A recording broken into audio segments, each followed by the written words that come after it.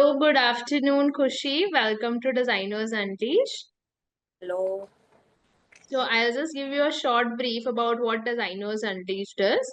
So, Designers Unleashed is a series of talk shows and it's aimed at helping to students and amateur designers and helping them break down various myths and misconceptions that they have about design world. Also, through a series of talk shows with industry professionals, design faculties, and students like you from top design colleges, the talk show seeks to dispel the mysteries surrounding design education and industry. And each episode focuses on a very different topic. It may be a Hmm. fundamental of design to current trends. So, it features prominent industry experts offering insights and advice about the domains. So this is all about Designers Unleashed. So joining us today on Designers Unleashed is Khushi Bhavandikar, a rising star in the world of surface print textiles. Currently, she is in the final year of NIFT, Chennai. Khushi recently completed a dual degree program, spending her third year honing her craft at FIT NYC. And I must say, FIT is a dream college for most of the fashion design aspirants. So Yeah, she it is. is driven by a passion for both fashion and environmental responsibility. Khushi has carved a niche for herself as a surface print textile designer. So let's get ready and be inspired by her creative journey and dedication to sustainable textile design. Welcome, Kushi, once again. Thank you. Thank you so much. It's lovely to be here, honestly. Yeah. So, Kushi, can you tell us a bit about your childhood? How, like, what was the moment? How did you first drew, and how did you get into fashion world? Sure. So my journey started with my grandmother actually. She was an excellent embroiderer. So looking at that, my mother started her own fashion business. Now it's been 26 years. She's into the fashion industry. She has a boutique in our city only in Mumbai called as Hastakala. So it's like as me as a child, whenever I used to go to my mom's shop, I remember seeing all these different kind of textiles, and I remember being intrigued by it so much that when I grew up, I was like, this can be something that I can pursue my career in. So that's how my journey started for Oh, a wow, textile. wonderful. So it's in your genes itself. Kind of, you can say that. Okay. Okay. So this Hastakala is in Thane. It is actually, we live in suburbs of Thane, but yeah, Oh, in all of that. My mother is more into traditional wear, into kurtis and dresses and corset. so how did the interest evolve into a passion for a textile design specialization? Uh, Specifically, though, I would say, as I said, that when I was a child, I used to visit my mom's shop. So I used to see different kind of textiles, like there is batik, there is dabu, there is bandhani, there is zardosi, and those are so fascinating to me that first of all, as a child, I was not as a child, but right now after my schooling, I was very sure that I don't want to go into fashion designing. I don't like sewing, I don't like stitching, so my interest was totally not in that. So I was very sure if I want to do something into the fashion industry, then it has to be into textiles. So I think, yeah, that's how my interest grew towards textile. Okay. So setting up your sites on NIFT has been a big decision. So, what made NIFT the right choice for you? And how did you prepare for the entrance exam? Um, Gosh, it has been so long since I've given the entrance exam now. But yeah, I remember that time. So I had eventually opted for NIFT and NID as well. I had passed the NID's first entrance exam. I remember, and I was, passed in NIFT also. But at that point, I don't know why, but I didn't know that NID did offer the textile designing program as well. So because of that, somewhere I was drawn onto NIFT. And then later, it was the lockdown period when our batch gave the entrance exam. So it was like we didn't have the second and the third part of the entrance exam actually, Okay. which is the art and so there are three parts. There is the written entrance exam, the second is the art and craft exam where you have to make something from the XYZ materials that they give, and the third is an interview of each Right. student. And after you pass all these three steps, then only you get into NID or NIFT. So during that lockdown, I would say it was luck though that we got we the interview and the art and craft exam got just skipped because of that. So yeah, I got into NID, but then I was drawn to NIFT, so that's how I ended up in NIFT later. So yeah, that's how my journey took place there. Okay, okay. So, can you walk us through your experience with creating a strong portfolio, or you didn't create it at all? We absolutely had to create a portfolio. And like at the entrance time, it is a different kind of portfolio you're talking about. At that point, what you need to do as a beginner designer is you need to show off your art skills, you need to show your design skills. So for example, you can design different kind of posters, you can do a little bit of branding work, you can do a little bit of painting. So I was a lot into paintings. I used to paint a lot of portraits and all of that. So I, in the period of lockdown, in that the span of 2 years, I did like 15 of different kind of portraits, and I created different artworks which I put in my portfolio. So that basically showed off my skill in different color mediums as well, which I was comfortable painting with, and that showed off my skill as an artist and as a designer as well. So yeah, that's how I it took me 2 years to create that. When I was in 11th and 12th, I used to side by side create my portfolio in that time. Okay, okay, not a problem. So, once you got into NIFT, what were your initial experiences like? I remember being scared. So honestly, I am not technically from a design background. So when I first got into NIFT and when my classes started, and when I looked at my batch people, when I looked at my peers, I remember being very scared because all these people already knew so much more about designing than I did.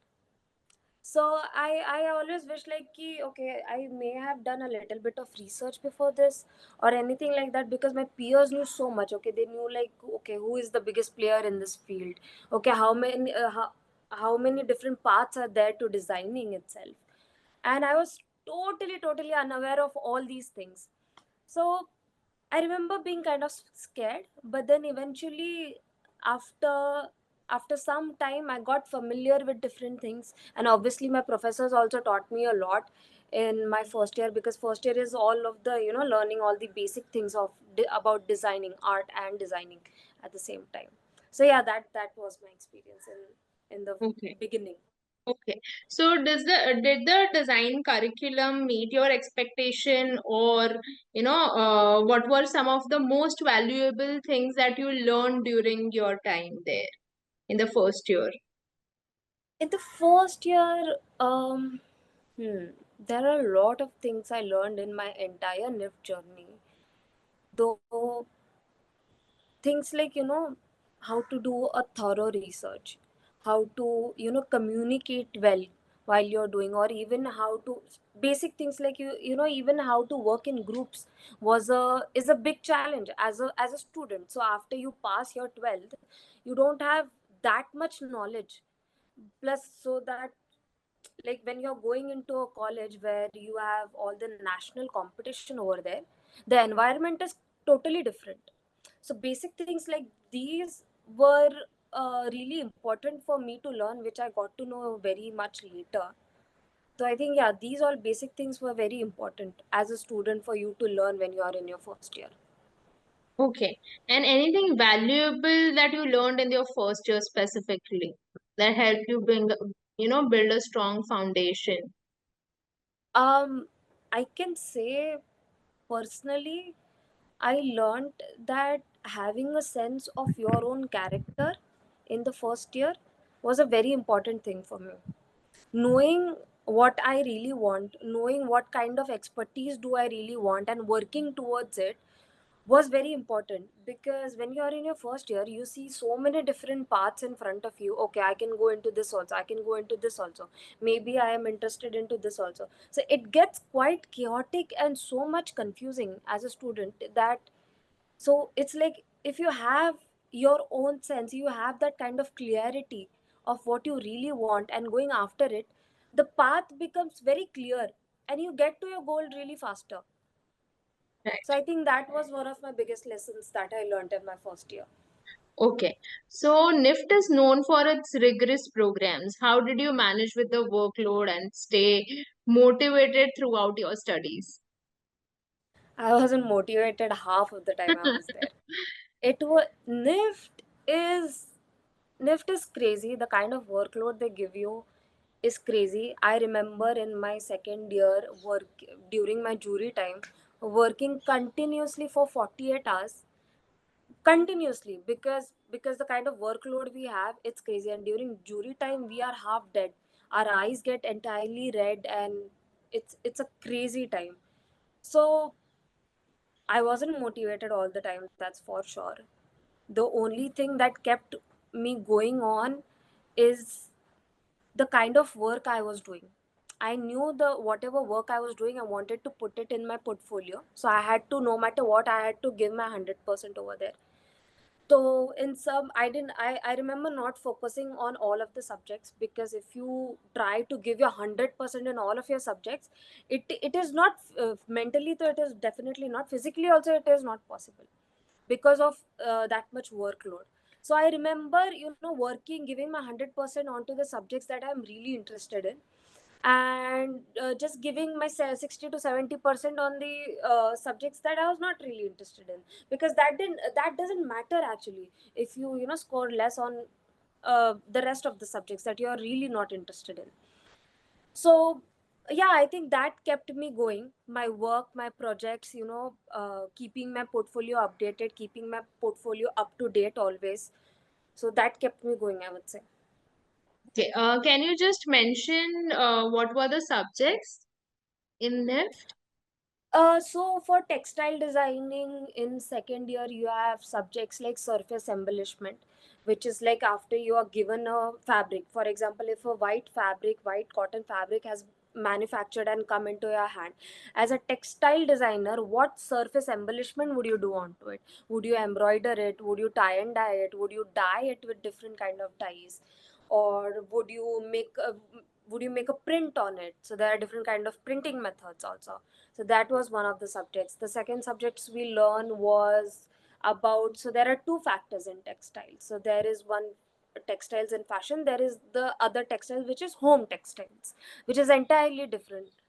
So we learned about that. What is the difference between the fabrics and fibers we use in home textiles, such as the curtains, the bed sheets, and towels of our everyday use, like that.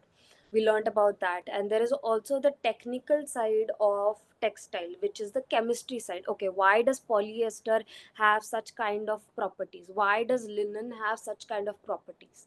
Okay, why do we wear cotton for summers itself? Why not winters? Why do we wear wool for the winters?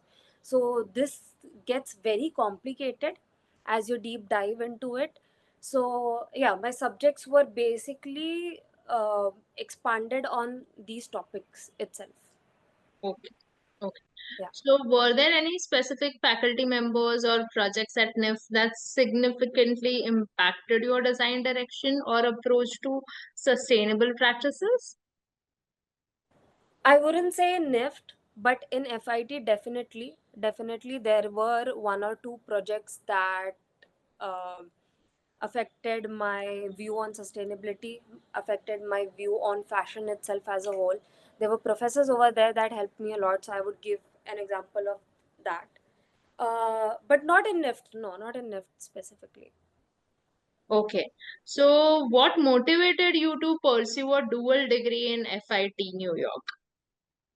So their program, for me personally, I felt their program was way more organized than NIFT, their curriculum. So there are two sides of textiles. As I said, there is one, the chemistry and the science part of it, and the other side is the fashion part of it, which is the art and the designing part of it. So they had the curriculum, they had two separate degrees for these two different sides of textiles. So if you are interested in art, you can just pursue a degree in that. If you are interested in the science part of it, you can pursue a degree in that. So me being interested in both of those ways, I took a degree in the design degree, and I also took 3 to 4 curriculars in the chemistry and the science part, which is the development and the manufacturing part of textiles. So I think that really fascinated me to take up FIT NYC, and I think I'm very thankful to NIFT because they have this dual degree program that actually expands the horizon for exposure, really, for all of their students. So yeah. Okay. So, how did the learning environment and teaching style Yeah. at FIT differ from your experience at NIFT? Yeah. So as I mentioned, the discipline level in FIT was way more than what I saw in NIFT. There are less number of students in one classroom compared to NIFT. So for me specifically, I remember having 20 people in my classroom. And once we are assigned a certain project, our professors make sure in the coming lecture that they ask specifically to every student, okay, what have we done, what have we not done, how have we progressed in this particular project. And if we have not, they used to take some serious actions against the students. So there was that kind of discipline. There was also this kind of uh, attention that every student used to get by these professors. Now compared to that, in NIFT, what I saw was when we were assigned a project, our teachers used to be like, okay, if you have any doubts, you come to us. So eventually what used to happen was that after when the deadline is due of that particular project, every each and every student used to start the project 2 days before. And that was the case every single time, whether it was the midterms, end terms, or the big projects like the jury. So I think that thing in FIT was something that really got going the discipline in me as well as a designer, that improved my work ethic also. So that was something really great about FIT. Okay, and did this experience influence your design philosophy in any way? Definitely, as I said, it uh, my work ethic got better 10 times. The My designing process also, because of the kind of professors that I had, was drastic. I could see a drastic change. My parents could see a drastic change in my portfolio and my work and how I used to work. I got this discipline of working every day for a particular specific time for each and every subject.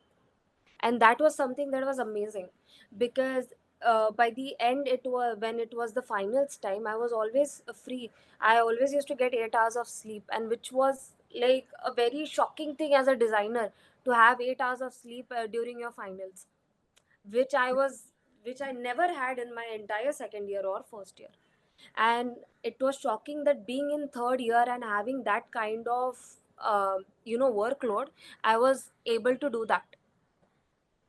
Right. So yeah. So, were there any particular aspects of the program or the New York City fashion scene that particularly appealed you more or influenced you as well in your design journey?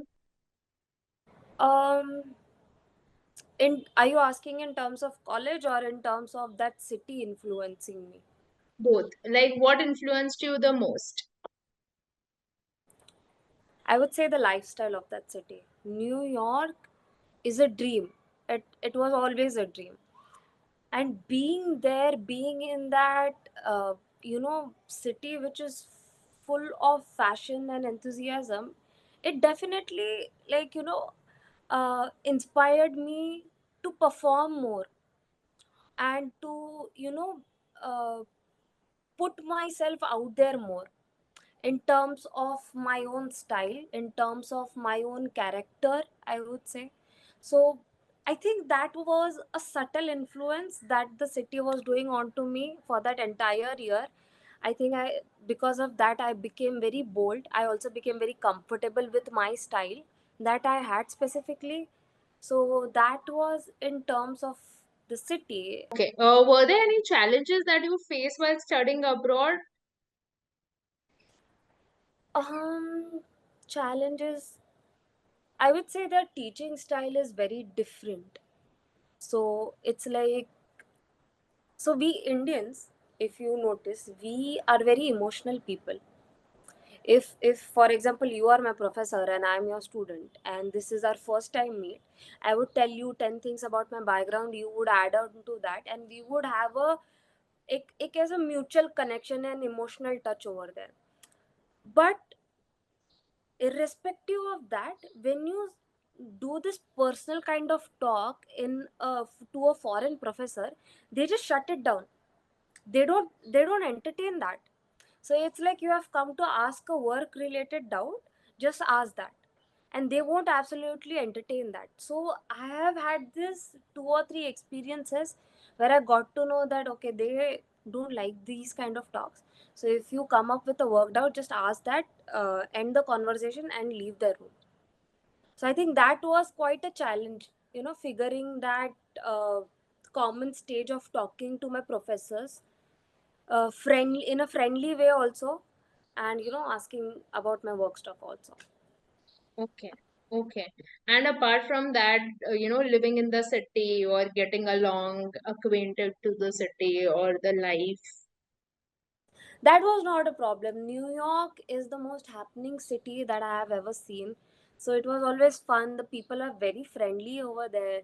So actually, the quite shocking part that came to me at the beginning when I was there was the Indians who were living there were quite rude, were quite mean to the new Indians who have come to the US for the first time.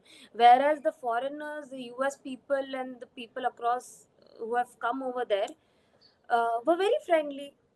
So there was no kind of challenge or problem over there. Yeah. Okay. Okay. So let's talk about the core skills of fashion design and stuff.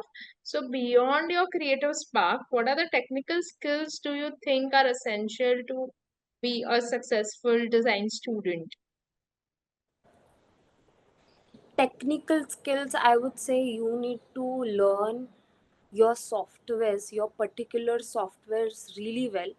At this point, like, now that I am in fourth year, I made sure that I am an expert in all the softwares that I used on a daily basis, right? So I think that one thing was very important.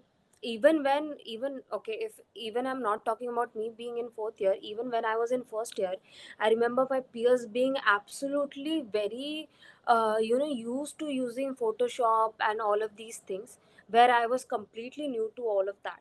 So I think being an expert in all of these basic softwares is a skill that you must have and you must learn as soon as you can, a student can. So that is one thing. The second thing I think you need to learn is to communicate and talk in front of people. So you, when you go into a designing college, remember that you will be giving a lot of juries, where these faculties will be sitting in front of you with a group of 5 to 6 people, and you have to just speak. You have to speak confidently, you have to express your work, and it sounds very easy when I say that okay, you just have to explain your work at that point. But trust me, people come crying out loud when they come out of that door, explaining your work, why you do what, why you have done what you have done. So all of these basic things are very important skills for you to learn as a student and as a designer also. And even I'm not only even talking about you talking in front of the faculty members and your professors, but also when later, after you have come into your third year, you apply for internships and different jobs, the interviews, you talking to different founders, you talking to different managers, these things also tell a lot about a student's personality. If your skill is 101 and you cannot portray it really well, the manager or the founder of that company is not going to hire you. So Right. I think these two things were very important. Okay. So like you mentioned, there are certain softwares that you would recommend people to, learn.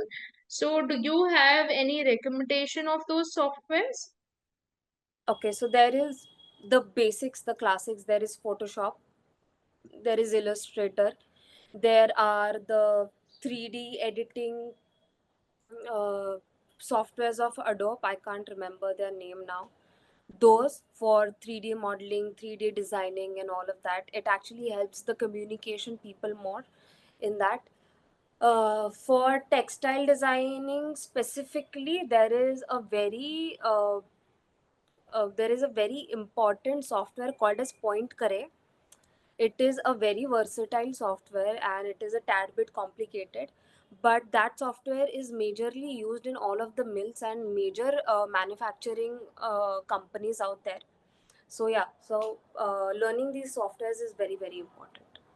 Okay, so in today's digital world, how important is computer proficiency for a textile designer?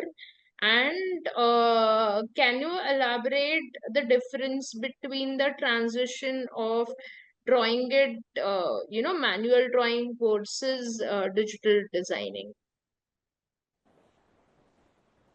um there's not much of a difference actually. If you find yourself having the skill of drawing very well, I think you will be eventually able to digital draw very easily, because it's just in spite of having a pen and paper, you just have your iPad and your pencil in that hand. All you need is just that skill. That skill is very important. um, I think, yeah, except that this software called as Procreate is also very important for you to learn and do all these kind of digital drawings. So, as a textile designer, I already mentioned those softwares which are important for you to learn. So, yeah, that's all. Okay, so having a strong communication skill is crucial in any field, like you mentioned. So, how do you use communication to collaborate effectively with your peers? Like you mentioned earlier, you had a lot of teamwork projects as well. So, what were the Mm-hmm. challenges and how did you cope up? So, as I mentioned, you need to have a strong sense of your character. So, when you have that, it's like uh, it's like uh, it's like you're already sitting there with the confidence of you knowing what you know in that group of people.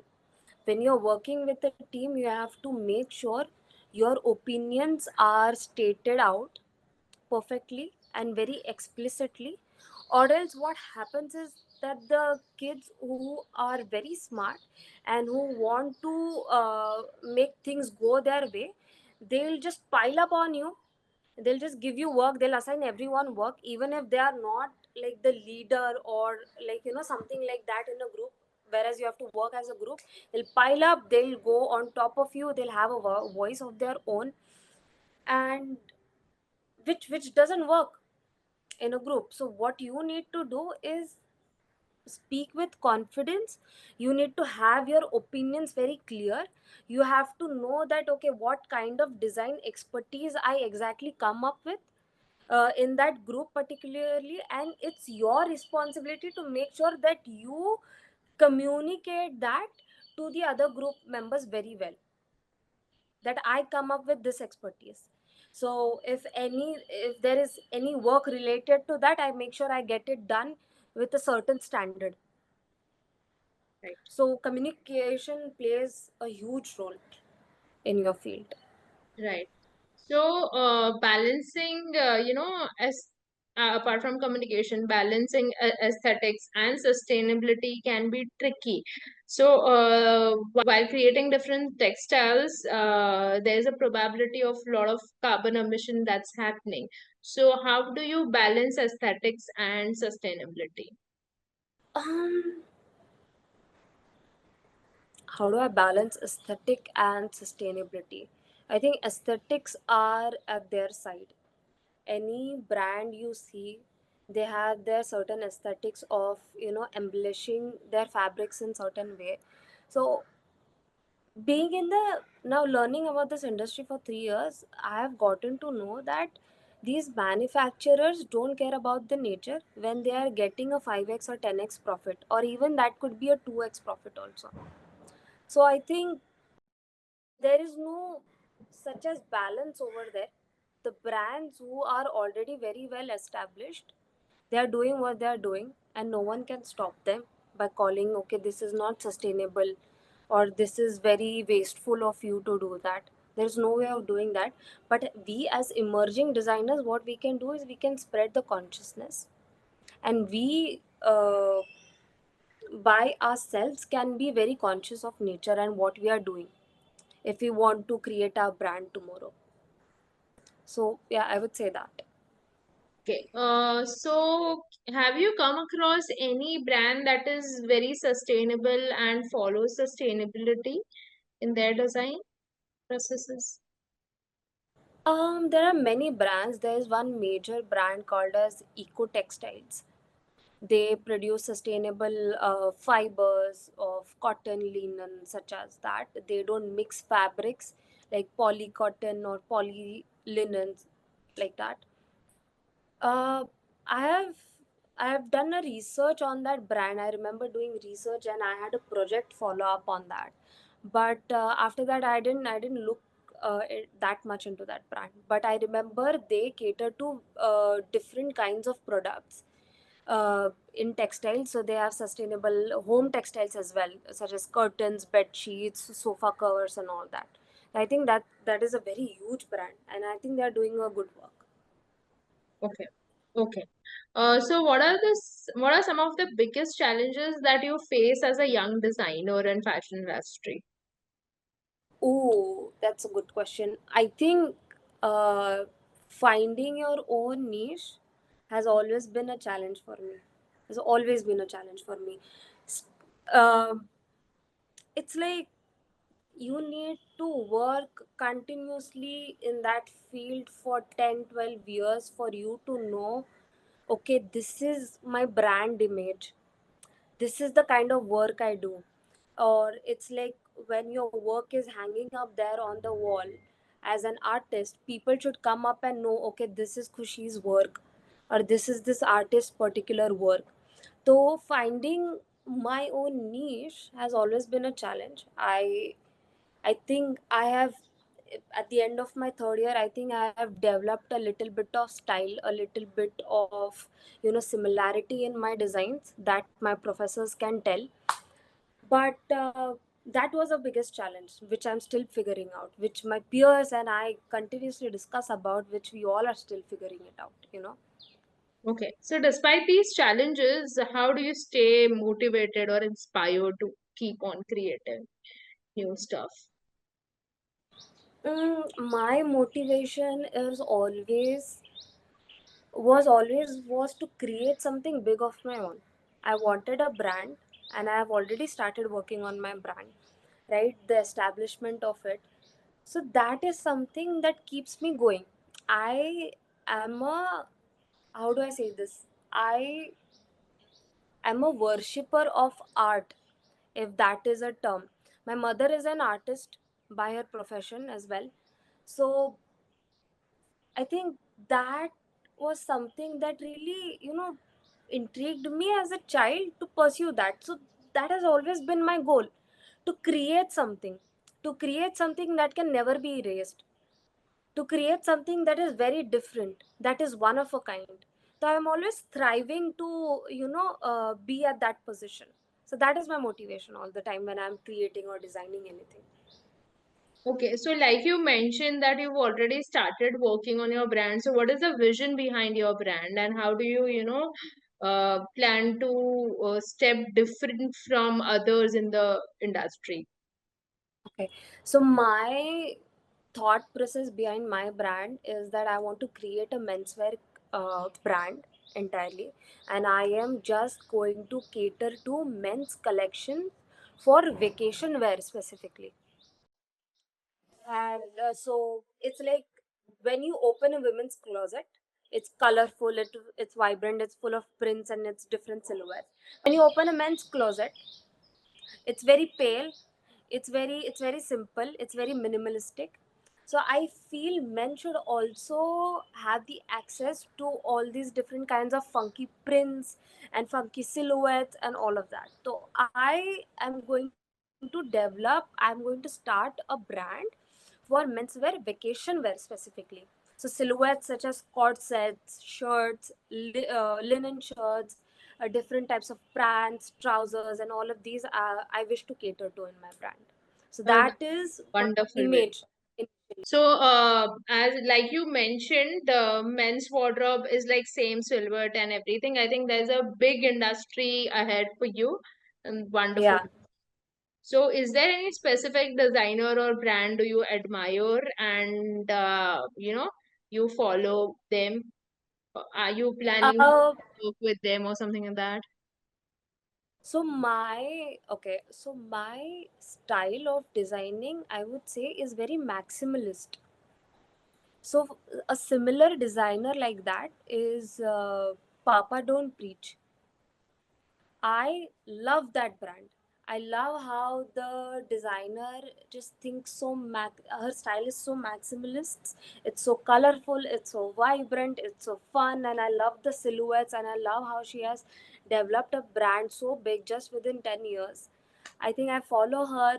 I also, follow all of her live sessions, her podcasts, the way she is, her journey. I've seen everything that I can on her. She I love how she has taken her brand to the next level. So I've seen her story. So I don't remember her name exactly right now, but yeah, Papa Don't Preach is my favorite brand. So, Yeah, after completing your bachelor's, are you planning to do masters, start up with a job, or start up with your own brand? I'm going to start up with my own brand. I already have. I am, working side by side with all of my college stuff and my internship stuff. But after I'm done with my NIFT degree, I am planning to work for 2 years in the corporate, in the industry, and then I'm planning to get an MBA because I want to start up my own brand. I thought learning about business would be a wise choice to do rather than masters. So that is my plan for now. Okay, that's great. So, is there any, like you mentioned, exam?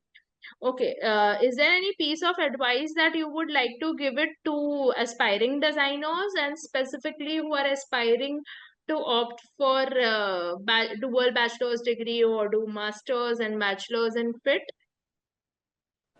In FIT, I would say, hmm, as a designer, if you're stepping into a designing college, in the starting, I would say that it is not as easy as you think.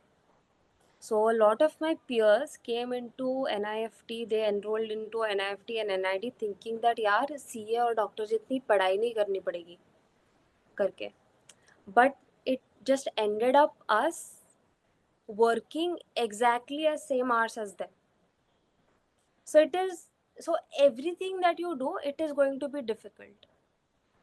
You just have to be disciplined enough, and you just have to be inspired enough, and passionate enough about what you're really doing. I feel I was really passionate about textiles. That is what kept me going into the from the crazy times in NIFT. That kept me going in FIT also. At the end of the day, when I used to be so tired, I used to ask myself, or rather than asking, there's this voice inside myself that used to tell me that I chose this. This was my choice of doing, and I do see myself doing this in the future, because I want to create something big. So that little voice inside me, because of that, I used to work a little more than I usually could. So I think being passionate about what you're doing is very important. Choosing something that you really want to do, I think that is the only advice I can give, because I've seen people doing what they do not like, and which eventually turns up into them performing so bad in their academics that just gets them nowhere. So I would say that, yeah. Okay, and was it very difficult to get into fit? How did you get admission into? It is definitely a tedious journey. I had to create an entire portfolio based on textile designing. I had to give 2 interviews, and after all that is cleared, and after FIT likes our portfolio, we get into FIT. So it was a tedious journey, but I got through it. Luckily, they liked my portfolio, and it's like, out of there were 17 people, out of that only 8 people from our college went to FIT. So it is kind of difficult. So you have to be you need to build a very strong portfolio. Okay, can you share your portfolio? I can share my portfolio. Yeah, this is it.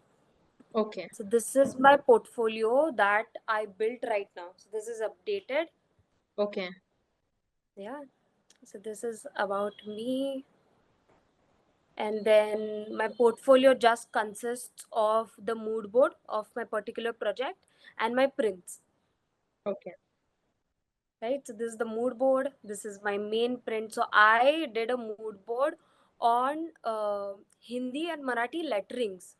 okay, I named that project as Typographia. okay. And these are the designs that I did. On the right side, you can see the screen printed designs. And yeah, these are my following designs on that. Okay. And then it's all based on print design, because that is something that I really love to do. Right. These are all the prints that I have created.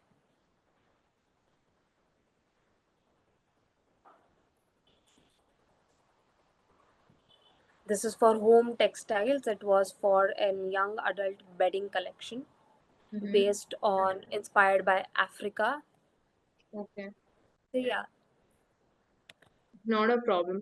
I think your feedback will be very valuable for a lot of students, and I hope a lot of students get inspired by your design journey. It was a wonderful evening with you, Kushi. We are very thankful for you to join this episode. Thank you so much. Thank you so much. I was glad to be here. Yeah, great.